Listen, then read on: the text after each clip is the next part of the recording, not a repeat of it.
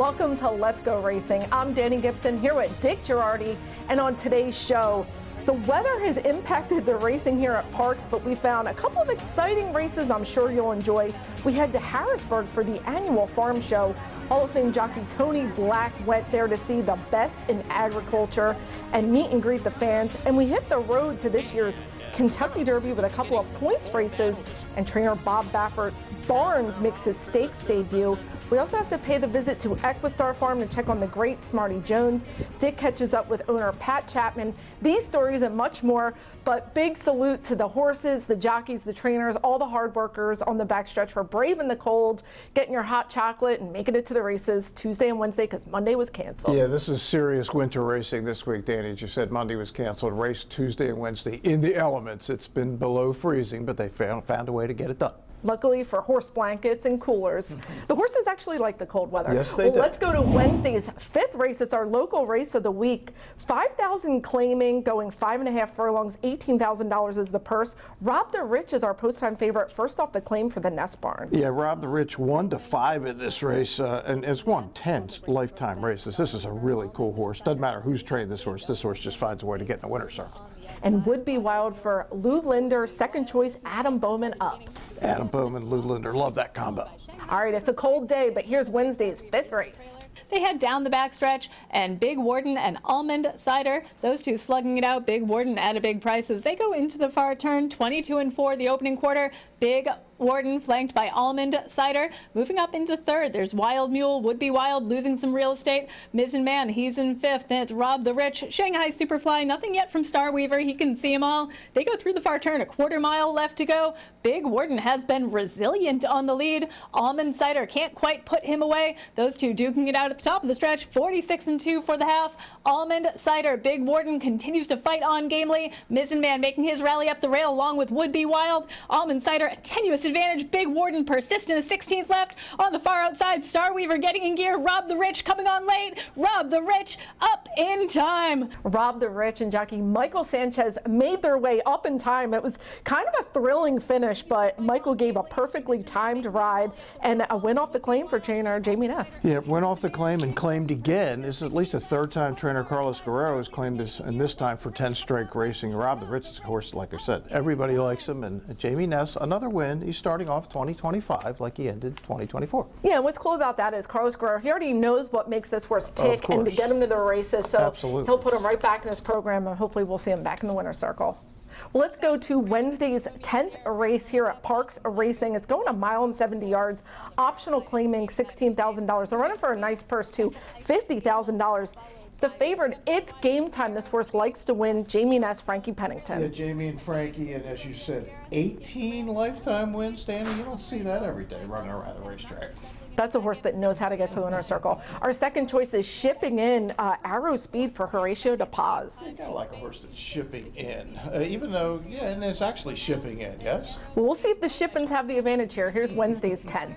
And Whiskey Romeo Sierra takes them down the backstretch into the wind, 22-3 for the opening quarter. Awesome Flay now has his head. He's a half length back from Whiskey Romeo Sierra. He's gaining with every stride. Those two on almost even terms. Then in the pink, Ike's Gamble in between horses. In spades to the outside, Mo Rewards. Sharp Tones getting in gear from off the pace. He's beginning to gain. It's game time. Arrow Speed in between, and Supreme Being still at the back. And Whiskey Romeo Sierra takes them through a half, 46-2. They go into the far turn. Whiskey Romeo Sierra, Awesome Flay, neck back. Mo Rewards, he's in third, still gaining. There's In Spades on the inside. Ike's Gamble getting in gear. Sharp Tones followed by Awesome Arrow Speed. Then at the back, it's game time, and Supreme Being at the top of the stretch. Whiskey Romeo Sierra has done all of the hard work. Awesome Flay continues to press. In Spades dives to the inside, trying to make it interesting, and Whiskey Romeo Sierra is game on the lead. On the outside, Awesome Flay up to confront him, coming late. Sharp Tones on the far outside. Mo Rewards getting in gear as well. Those three take it down to the wire. Sharp Tones, Mo Rewards, photo for the win.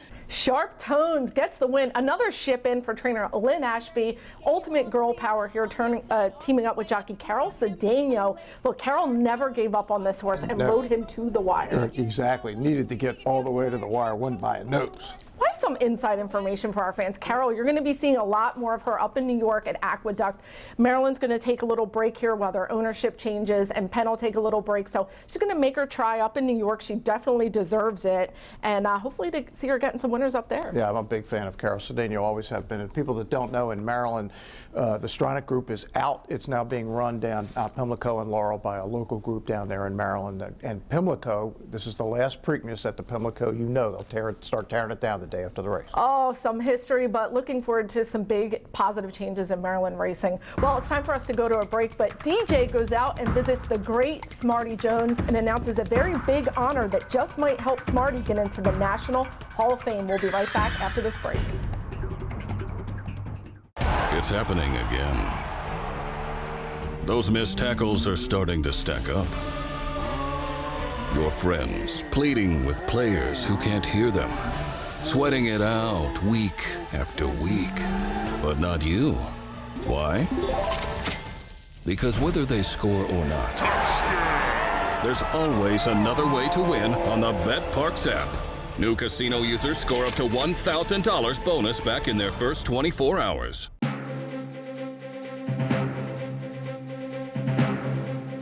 Welcome back to Let's Go Racing. Well, Smarty Jones is a very important name in Pennsylvania horse racing, and you caught up with him earlier this week. I did. Went out to the farm to visit, and on my way to the farm, I got a call from Brian Bouye from the National Racing Hall of Fame, and he said, look, one of our members of the committee that selects horses to get onto the final ballot has dropped out. Would you like to take that person's place? So it's a 12-person committee, and for the first time in 20 years, there's going to be somebody on there who's really going to advocate for Smarty Jones to get on the ballot. I will be that person. My task is going to be to convince the other members of the panel to vote for him to get him onto the actual final ballot, where he needs to get 50% of the vote. We'd love to just see him on the ballot. I think I can convince a few people. How many I can convince to be determined. But yeah, I did go out, and the reason I went out this time to Equistar to visit Rodney Eckenrode, who runs the show, and Smarty Jones, is our good friend Trish Bowman, an LGR alum, said when she came home from Indiana, where she's a steward, said, I want to go visit Smarty Jones. So I said, we'll make that happen. So Trish and I went out last Friday, and look at Smarty run. This is a video from Trish Bowman. He looks like he could run a race right now. He just turned 24. He looks like he's a 3-year-old all over again. Smarty Jones still winning races. It was a fun visit with Smarty. I wrote about it on letsgoracingparx.com, how her whole career is owed to Smarty, and obviously everything that Smarty Jones means to the people here in PA. And earlier, I caught up with the great owner of Smarty Jones, Pat Chapman. Here's Pat. It's hard to believe it was that long ago. And yet, in other ways, it feels so far ago, so long ago. It's hard to explain. But yeah, where the heck did the time go? It goes faster every year. Indeed. And when you look back on it, Pat, on 2004, what stands out for you? Was it all the races that Smarty won, or the one race that he didn't win? Oh boy. Boy, you hit hard, Dick.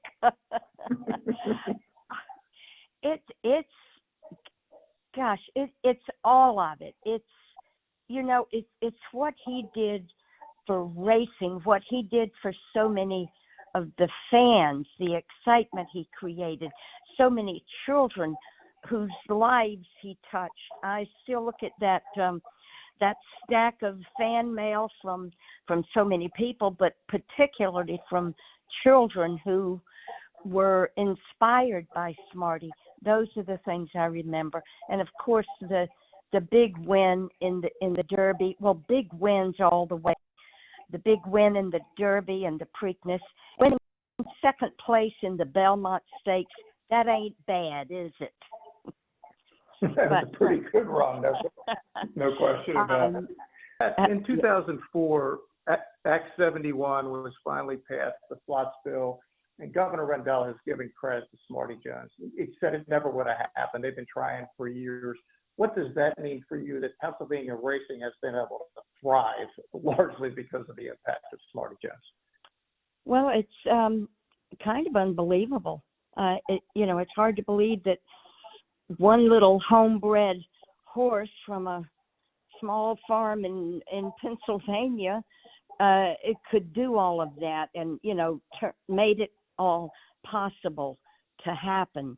And of course, Ed Rendell was certainly a big part of it, pushing for it and being so passionate about getting this done. He was certainly a big part of it, and all of you were.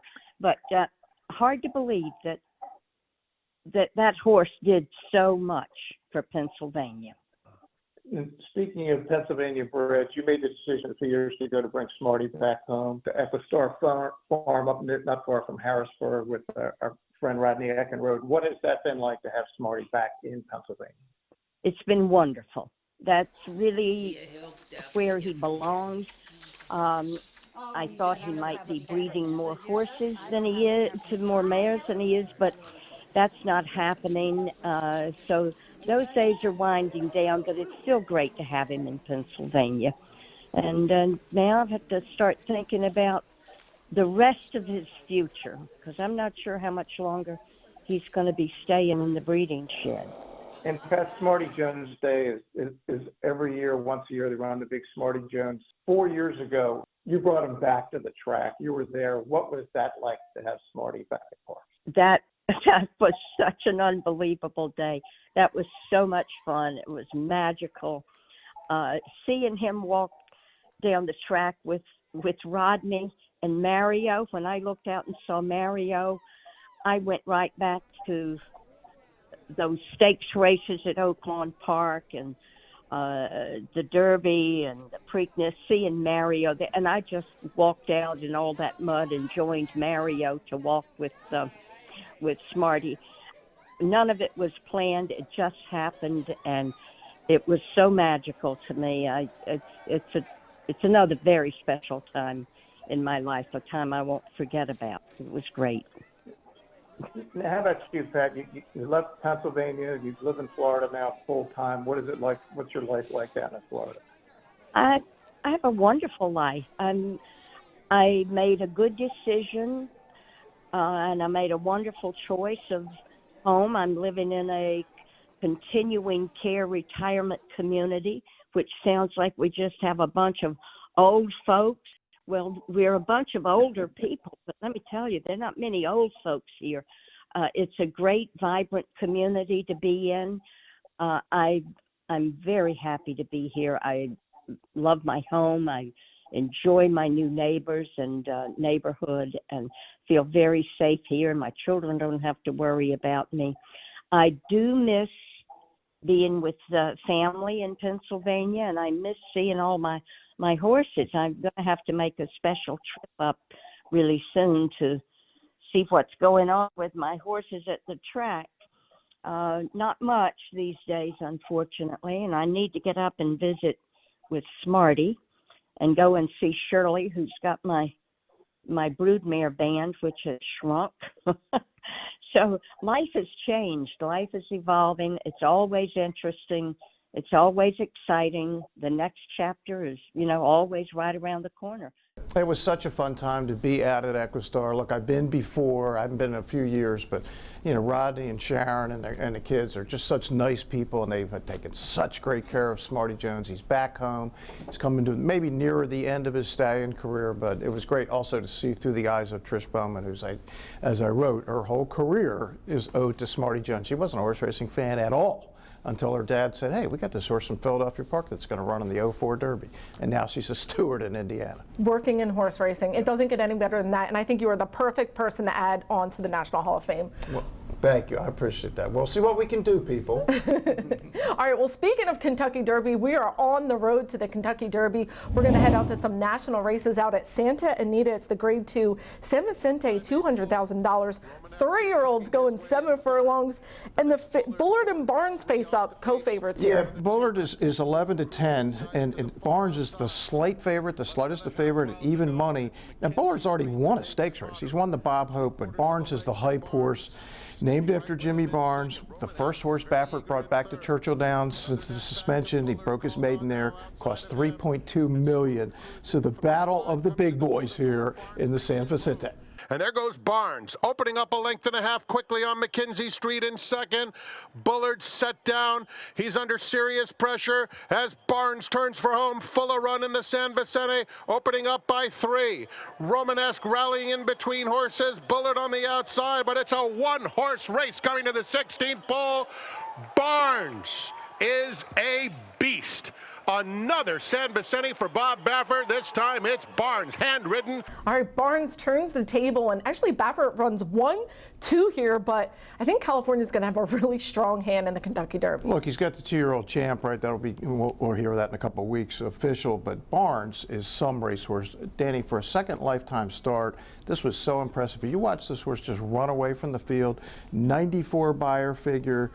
Wouldn't it be fascinating if Baffert gets back to the Derby with the owner who owned Medina Spirit, with Barnes, named after his longtime assistant Jimmy Barnes, of course, has been here many times with Baffert horses for the PA Derby. Right now, Barnes is the most exciting horse in the sport. That's where we are. 3-year-olds in the winter, heading for Kentucky. Look out. Oh, yeah, and look out. Let's make our way to Oaklawn. This is the $250,000 Smarty Jones Stakes. We were talking about him earlier. This is 3-year-olds going 2 turns now, a mile and 16th, and our favorite is Kale's Angel. Yeah, Kale's Angels ran at Oaklawn, ran pretty well in a minor stake race. The question is, can the horse duplicate that effort today? Well, it wouldn't be a Kentucky Derby prep race without the Wests and Brad Cox. They sent out Hot Property second choice. Yeah, you got to have Brad Cox. I mean, what's he have, like 8 million 3-year-olds? Who has more, he or Baffert? It's a question. Here's our namesake. It's the Smarty Jones Stakes. Top of the stretch, Cole Battle with the lead from Kale's Angel on the inside, still right there with him. Mo Quality has asked for his best on the far outside. Cole Battle with the lead as they hit the furlong pole and starts to inch away. Kale's Angel second, Mo Quality third with a 16th to go. Cole Battle is opening up 3-4 lengths coming to the finish, and for the Lonnie Briley barn, it's the pride of Remington Park. It's Cole Battle and the Smarty Jones. And Cole Battle gets the win for relatively low-profile connections. Juan Vargas teaming up with Alani Briley. Look, this has been the top horse for the owner jockey connections. This horse has been a career changer for them, and pretty exciting. 3 wins and hopefully steadily improving. Yeah, good for them. I mean, this horse is closing on $500,000 in earnings already. I mean, they've spotted him well. My guess is this is probably about as good as it's going to get, but right now it's pretty good. Well, he's proven 2 turns, so we got to like that. Well, let's go to New York. It's the Jerome Stakes, $150,000 on the line. 3-year-olds going that 1-turn mile. Studley Do-Right, a Maryland bred, is our post-time favorite. Yeah, Studley Do-Right has done well in New York before, won the Nashua Stakes, was a decent 4th in the Rems. And Rick Dutrow sends out I Can, second choice. Rick Dutrow, my man, you gotta love him. He got back in the news last year when he won the Breeders' Cup. He's been a little more low profile here in his 2nd year back. Yes, he has. Well, here it is. It's the Jerome. The leader is Cyclone State. It's Cyclone State is still doing it very nicely and is in hand. Cyclone State, Luis Rivera Jr., they are 5 lengths in front with a 1/4 mile left to go. It is Cyclone State who's well clear and trying to run away with the Jerome right now. Cyclone State is now 8 lengths in front and pouring it on. Omaha on the grandstand side. I Can is trying to run on Studley Do-Right. Inside the final furlong, Cyclone State is all alone. Cyclone State, it's a really courageous and confident ride by Louis Rivera Jr. for Chad Summers. Look, horse was coming off a win streak and just took it to them and pulled away. Yeah, but just, I mean, opened up a bunch in the stretch, won pretty convincingly. This is a son of former PA Derby winner, McKenzie. Same silks as Cyberknife, Al Ooh, Gold. I like Al Gold, my man from Jersey. Looking to see a New Yorker here in the Kentucky Derby starting gates. Well, we're going to take another break. When we come back, we're going to head out to Harrisburg, where Pennsylvania agriculture is king. And best of the rest, we're going to put a spotlight on the 3-year-old fillies, all coming up after this break. The question a lot of people are asking themselves these days is, do I buy new or do I buy pre-owned? Here's what I'll tell you. New car inventories are still low and new car prices are still high. However, with the certified pre-owned Nissan at Chapman Nissan, we have a huge selection and you can save thousands over new. Plus a 7-year, 100,000-mile limited powertrain warranty, roadside assistance, 1-year prepaid maintenance, and so much more. And not for nothing. Can you really tell the difference? I can't. It's happening again. Those missed tackles are starting to stack up. Your friends pleading with players who can't hear them. sweating it out week after week. But not you. Why? Because whether they score or not, there's always another way to win on the Parx app. New casino users score up to $1,000 bonus back in their first 24 hours. Welcome back to Let's Go Racing. We're going to head out to Harrisburg. The Pennsylvania Farm Show just shows the best of PA. Agriculture is king in the state. There's so much to love. And jockey Tony Black, he is such a great advocate for our sport. And he's out there meeting and greeting fans. He is in this jockey silk still. You got to love my man, Tony. We catch up with Ashley Eisenbiel, who represents Penn Horse Racing Association, and Brian Sanfratello from the PA Breeders, all telling people how great horse racing right here in Pennsylvania is. Here's more. Hi, this is Meadow with the PHRA. I'm here at the Pennsylvania Farm Show with Hall of Fame jockey Tony Black. Tony, you've been here for multiple years. Tell us, what's your favorite part of the farm show? Well, I love that horse racing is displayed here, but I love all the exhibits. They're beautiful. But the one thing that stands out, I love coming on the days where the kids are out of school and they come here and they just have a lot of fun looking at all the exhibits, and I can start talking about horse racing. Tell us how important horse racing is to agriculture of the Commonwealth. Yeah, I mean, it's imperative that we make sure that the breeding industry brings in economic impact to the state of Pennsylvania in the tune of about $1.6 billion. Jobs in Pennsylvania, over 20,000 jobs, hundreds of thousands of acres of open space. So it's important that we're here making a presence also at the farm show, but very important to the economy of Pennsylvania. Well, if you've never been to the PA Farm Show, get out there, because it really is a great time to learn all about what's in this great state, and the food is pretty good too. A lot of good ice cream at the farm show. Oh, I was double fisted milkshakes last year. Well, we're going to get into this week's Jockey of the Week. Here it is. What a week for apprentice jockey Christopher Elliott, who kicked off the week in New York and then came to ride 4 winners in 2 days this year at Parx Racing. Greatness to come for this talented, hard-working rider, making him our Jockey of the Week, sponsored by NovaCare, the power of physical therapy. Now it's time to turn our attention to this week's Trainer of the Week. Here we go. Congratulations to trainer Silvino Ramirez, who continues to be consistent with the wins with his small stable. Congrats on another 2-win day and 2 race days. The PTHA proudly partners with the Tunnel to Towers Foundation to bring our Trainer of the Week.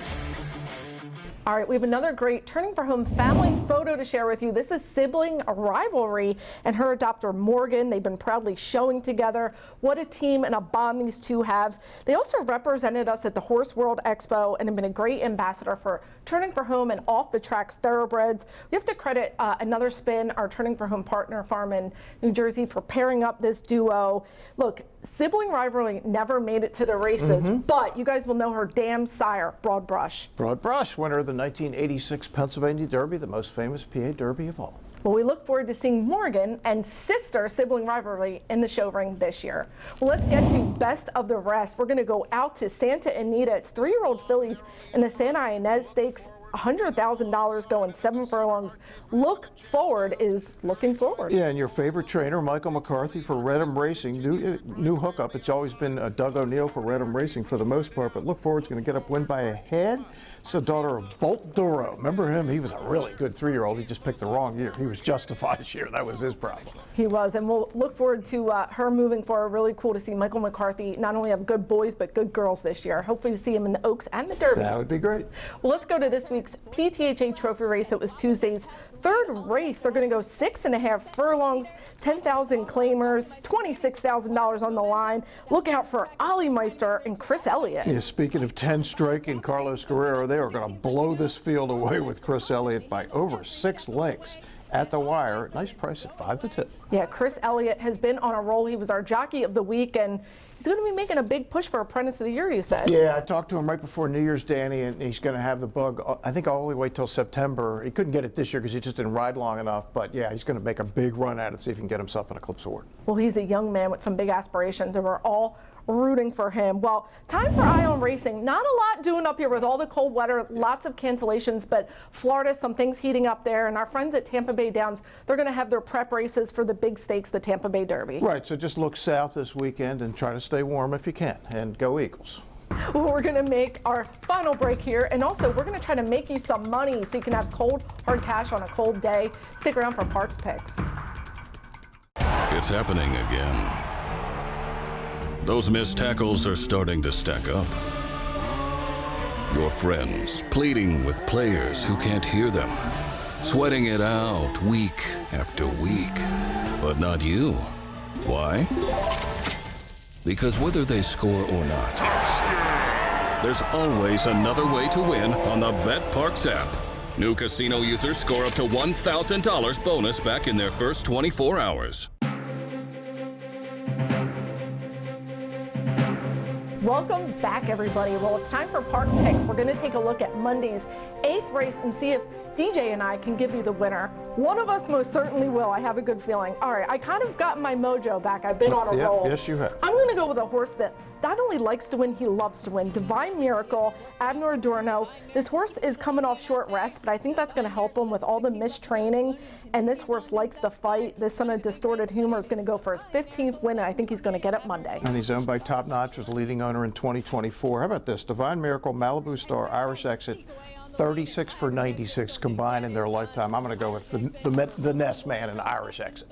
These horses, they know how to win, and they like to win. We'll see who gets the win. Well, talking about winners, Craig Donnelly, he was on a roll Wednesday. He had 7 wins, and we're going to see what winners he gives you for next week. There was a time Craig actually swept a card. So really not a great day. It's only 7. What's the matter with you, Craig?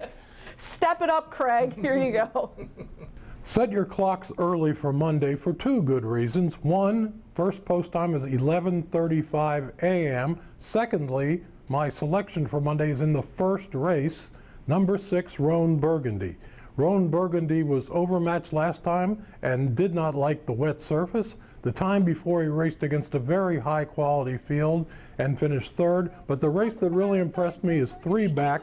He got off very poorly, had a very wide trip, and closed powerfully in the stretch. He's now taking a realistic drop to the 15 level, and I think the 7 furlong distance will be very helpful with plenty of early targets. All right, some sad news. We lost a good friend. Rocco Gabriello passed away. Yeah, everybody knew Rocco around here. He wrote the famous Smarty Jones song, among other things, but just one of the really good guys around the racetrack. He will be missed. Yes, he will. Well, come join us. We are racing here. Come brave the weather. A little earlier post time, we're trying to fit in some canceled races, 11:35. We look forward to seeing you. Thanks for watching DJ and I, and we'll catch you next time on Let's Go Racing. And they're off.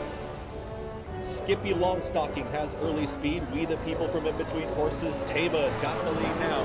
It's Taba in the center of the racetrack, but Taba is drawing away. And Taba with Mike Smith, they win the Parx Pennsylvania Derby.